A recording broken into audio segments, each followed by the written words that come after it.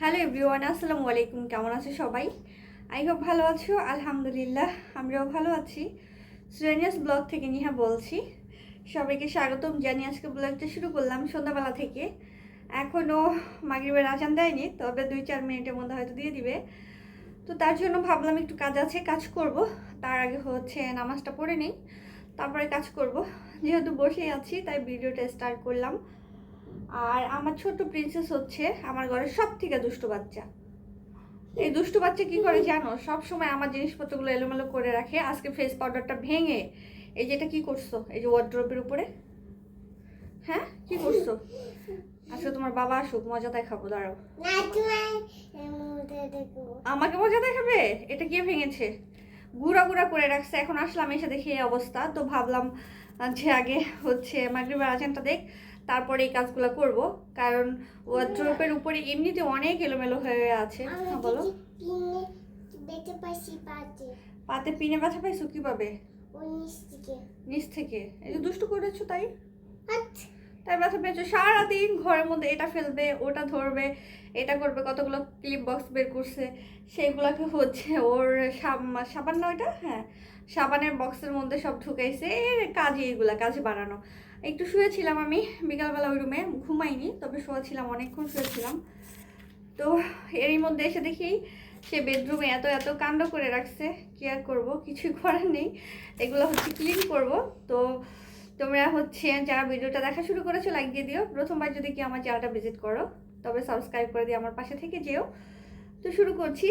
দেখা যাক সন্ধ্যাবেলা কি কি কাজকর্ম করব, সব কিছু তোমাদের এই ব্লগে শেয়ার করব। আই হোপ তোমাদের ভালো লাগবে।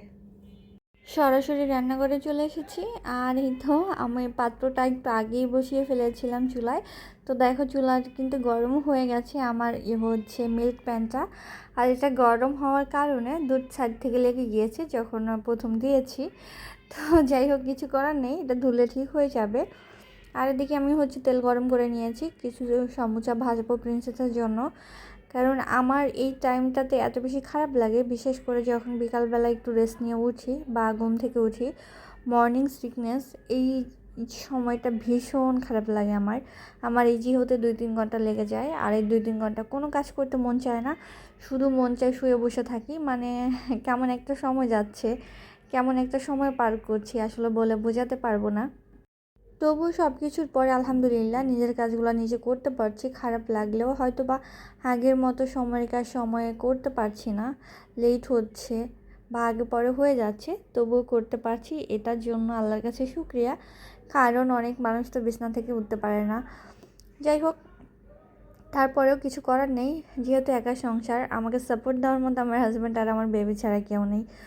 সো দিন শেষে দেখা যায় আমার বাচ্চার জন্য হলেও আমার অনেক কিছু করতে হয়। আর আল্লাহর কাছে একটা কথাই সবসময় বলি যে মানে কী বলবো, আমি যেমন আছি তেমনই যেন থাকি। অ্যাটলিস্ট আমি আমার নিজের কাজগুলো করতে পারবো, কারোর সাপোর্ট আমার লাগবে না। দেখা যাক, জানি না কপালে কী আছে, কেমন যাবে সামনের সময়গুলো একমাত্র আল্লাহই ভালো জানেন।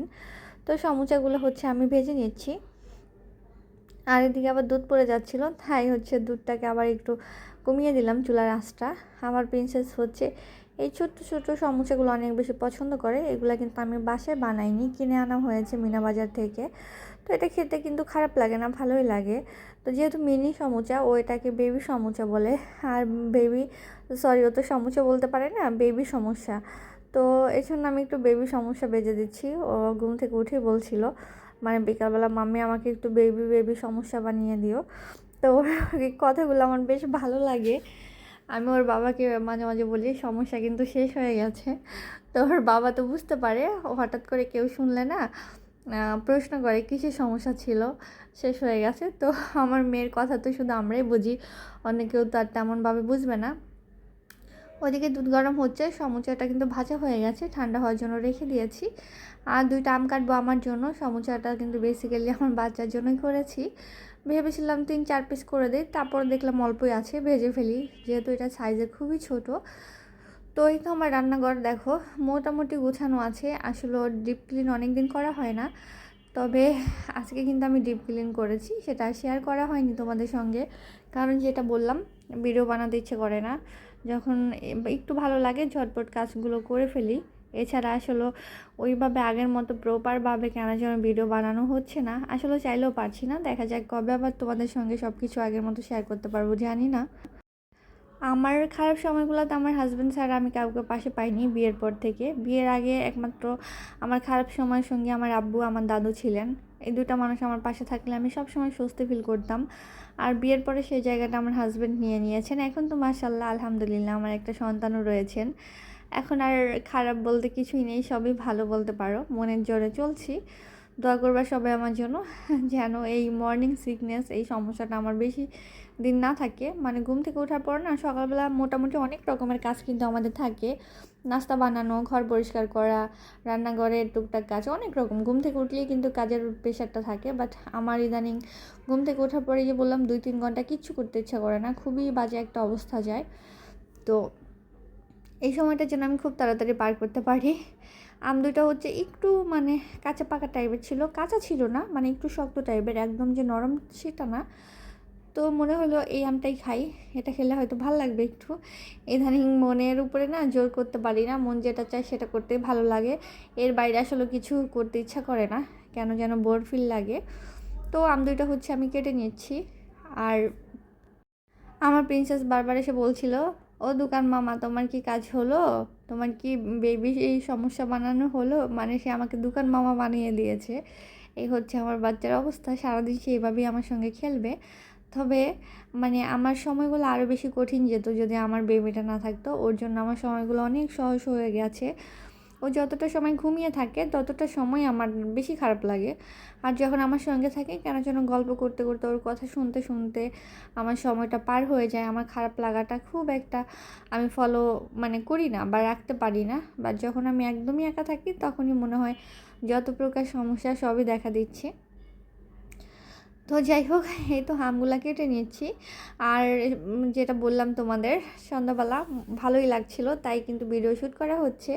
যারা এই মুহূর্তে ভিডিওটা দেখা শুরু করেছো একটা লাইক দিয়ে দিও। প্রথমবার যদি কি আমার চ্যানেলটা ভিজিট করো তাহলে সাবস্ক্রাইব করে দিয়ে আমার পাশে থেকে যেও। এই তো আমার প্রিন্সেসের সমুচা, আর আমার জন্য আম নিয়েছি, সঙ্গে বাবুর জন্য পানিও নিয়েছি। আমাদের মা মেয়ের সন্ধ্যা নাস্তা বলতে পারো। ইদানিং তো চা খাওয়া ভুলেই গেছি, চা খুব একটা খাওয়া হয় না, তবে 2-1 দিন পর পর খাই। আমার আমি জানি না আমার মানে আমি কিভাবে যে আসলে এই অভ্যাসটা চেঞ্জ করতে পারলাম। আমি যে মানুষটা 2-3 বার চা না খেলে আমার ভালোই লাগে না, কেন যেন দিনটাই শুরু হয় না, সেই মানুষটা আমি একদিন পর পর চা খাই ভাবা যায় তোমাদের। দেখো আর এদিকে আমার ঘরের অবস্থা, আমার হাজব্যান্ড মানে দোলনার মধ্যে বসে বসে ডাব কাটছে। জীবন কত সুখের চিন্তা করো। এখানে একটা নারকেল ছিল বেশ কিছুদিন আগে আনা, নারকেলটা হচ্ছে আমার হাজব্যান্ডকে বললাম যে এটা একটু কেটে দাও, এটা হচ্ছে নাড়ু বানিয়ে খাবো যদি ভালো থাকে, কারণ যেহেতু বেশ কিছুদিন আগে ছিল, কয়েক মাস হয়ে গেছে। তো এটাকে যখন আমি একটু ঝুলালাম দেখলাম ভিতরে পানিটা শুকিয়ে গেছে, কোনো নড়াচড়ার শব্দ নেই। তখনই মনে হচ্ছিলো হয়তো ভালো নেই, তো কাটার পর দেখলাম শুকিয়ে গেছে। ডাব নিয়ে আসছিল আমার হাজব্যান্ড আমার জন্য, তো আমাকে যে ডাব কেটে দিচ্ছে। ঘুম থেকে ওঠার পর যেটা বললাম মর্নিং সিকনেস, আর আমার খাটের অবস্থার দিকে আর কেউ নজর দিও না, যা তো অবস্থা। কারণ আমি বেডশিট উঠিয়েছি, বেডশিট বিছাবো, এরই মধ্যে বৃষ্টিও শুরু হয়েছে। বারান্দার কাপড়গুলো আমার হাজব্যান্ড নিয়ে আসছে, আয়না খাটের মধ্যে দলা করে রাখছে, তার জন্য এই অবস্থা। গুছাবো সব কিছু আস্তে আস্তে। তো অনেকগুলো পানি হয়েছে ডাবটায়, আর পানি কিন্তু পড়েও গেছে অনেকটা পানি, আমরা বুঝতে পারিনি এত পানি আছে এটার মধ্যে। আর আমার সবচেয়ে ভালো লাগে পানির থেকে এইটা খেতে, এত বেশি ভালো লাগে। এটারে আমরা আমাদের আঞ্চলিক ভাষায় হচ্ছে নারকেলের নেওয়া বলি, যেটা একদম কচি নারকেলের থাকে। এটা ভীষণ মজা লাগে আমার খেতে। আমার হাজব্যান্ডকে বললাম একটু টেস্ট করো। আর এই বেচারা এমন একটা মানুষ, যেই খাবার আমার পছন্দ আমার খেতে ভালো লাগে সেটা সে মুখে দেবে না, কখনোই না। সেই বহুত বছর ধরে এইভাবে চলে। ওর পছন্দের খাবারগুলো আমি খুব একটা খাই না, আমি চেষ্টা করি ওকেই খাওয়ানোর জন্য রেখে রেখে। তো আমার হাজব্যান্ডও সেম কাজগুলো করে। এদিকে মিঠাই থেকে ওর বাবা হচ্ছে ডোনাট নিয়ে আসছিল নিজের জন্য, ও বলে দিয়েছিল ডোনাট নিয়ে আসতে। আর ওর এই কালারফুল ডোনাটগুলো বেশ ভালো লাগে খেতে। এটার মধ্যে কি আছে আচ্ছা বলো। হ্যাঁ, সঙ্গে মজার একটা বার্গারও নিয়ে আসছে। তো নিজের বাবা বলছিল তুমি একটু খাও না, ভাল লাগবে। অ্যাকচুয়ালি যেহেতু এটাতে কাঁচা মেয়োনেজ আছে তাই এটা আমি জাস্ট একটু টেস্ট করেছিলাম, বাট ভীষণ মজা ছিল। তো আর খাওয়া হয়নি, ইদানিং একটু ঝাল ঝাল খাবার খেতেই ভালো লাগে। তো মোটামুটি সেসব কাজ গুছিয়ে নিয়েছি। আর আমি একটু লেবু চা করেছি, লেবু চাটা ভালোই লাগে খেতে ইদানিং। তো যেহেতু আদা ছিল না তাই লবঙ্গ, এলাচ, দারচিনি দিয়ে লেবু চা করেছি। বাট চাটা কিন্তু বেশ মজা হয়েছে। চাটা খেয়ে আমি হচ্ছে রুমটা গুছিয়ে নিয়েছি, বিশেষ করে খাটটা এত বেশি এলোমেলো ছিল। বেডশিটটা বিছিয়েছি, মোটামুটি ঘর ক্লিনই রেখেছি। আমার বাচ্চাটা মাশাল্লাহ দুষ্টুমি করলেও ছোটো মানুষ তো যথেষ্ট বুঝে, ইদানিং একটু এলোমেলো কমই করে, যেহেতু আমি খুব একটা আগের মতো সময় দিয়ে গুছাতে পারি না।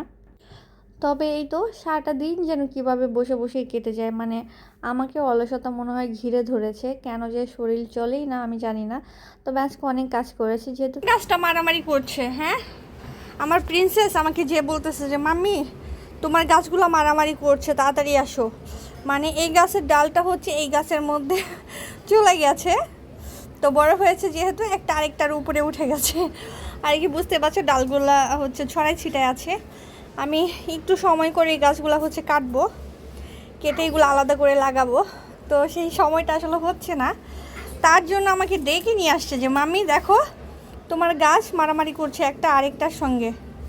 তো এই মারামারি করে গাছগুলাকে দেখতে আসলাম আমি, যে আমার গাছগুলো কিভাবে এত মারামারি করছে। হ্যাঁ মা, আরেকটা ফুল ফুটেছে? আচ্ছা ঠিক আছে, দেখছি। ইদানিং নিজের পাশাপাশি নিজের গাছগুলোরও যত্ন নেওয়া একদম কমে গেছে, আসলে হচ্ছেই না, যত্ন নিতেই পারছি না ওদের। হ্যাঁ মামা, দেখছি দেখছি, দাঁড়াও দাঁড়াও। ওরা দুজন মারামারি করছে না, বন্ধু হয়ে আছে? আচ্ছা দেখছি, দাঁড়াও। কারা বন্ধু হয়েছে? এই যে ওরা বন্ধু হয়েছে? আচ্ছা ঠিক আছে। একজন বড় বোন আর একটা ছোট ভাইয়া, একটা ছোট ভাইয়া আর একটা বড় বোন বন্ধু হয়েছে। ও এই গাছগুলো হচ্ছে মিলেমিশে বন্ধু হয়ে আছে, আর ওরা মারামারি করছিল, তাই তো? আচ্ছা, ওদেরকে সবাইকে আমি ঠিক করে দিব যাতে কেউ মারামারি না করে। এখানে একটা ফুল হবে। এই মেয়ে, তোমার নাম কি? জলপরি? কোথা থেকে এসেছো? কেন আমাদের বাসা থাকতে এসো? কেন আমরা তোমাকে রাখবো? আমরা জলপরিকে ভালোবাসি।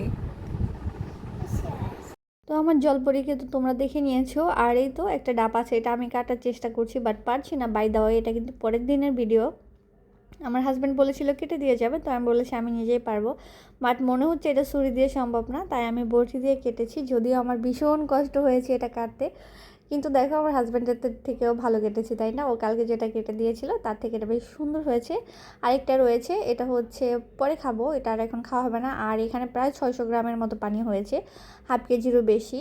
দেখো অনেকগুলো পানি হয়েছে ডাবের। তো এই তো আজকের ভিডিওটা এখানে শেষ করছি। সবাই ভালো থেকো, সুস্থ থেকো, আল্লাহ হাফিজ সবাইকে।